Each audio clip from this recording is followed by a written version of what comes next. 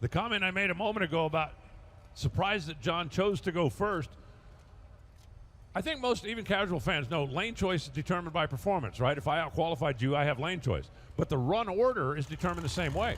The number one qualifier can decide to go first, second, last, wherever. Then they ask number 2, then they ask number 3, and they go right on down the list.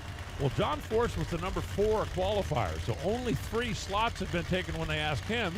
There were a lot of options, but they chose to be first down the racetrack. I find that interesting. There are days when you go, okay, we want to go first because the sun's out, the track's heating up, we want to be early. This does not appear to be one of those days. I know, right? I have an uncanny grasp of the painfully obvious. Bob Tasca, 50 years of motorcraft. And a special paint scheme that is debuting this weekend. I got to tell you, I like it. I think that one pops a little more. Working with the guys at AutoAlertFordParts.com. Of course, the car dealer out of Rhode Island, and he has had the best funny car on the tour the last 2 months. And if you want to argue with that, have at it. But you don't have an argument. 5 of the last 6 final rounds, 3 of the last 4 races he's won.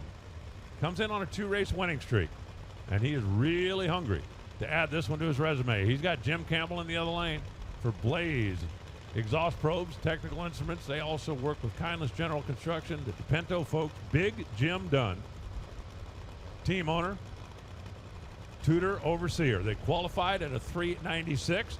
Bob Tasca qualified at a 387. And I mean, no disrespect to Jim Campbell, but if Bob Tasca runs another 380, Jim Campbell cannot outrun him.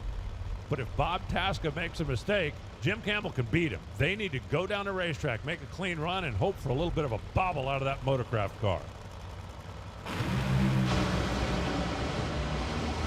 Campbell shuts off 388, 329 miles an hour, Tasca, and that thing just keeps mowing him down.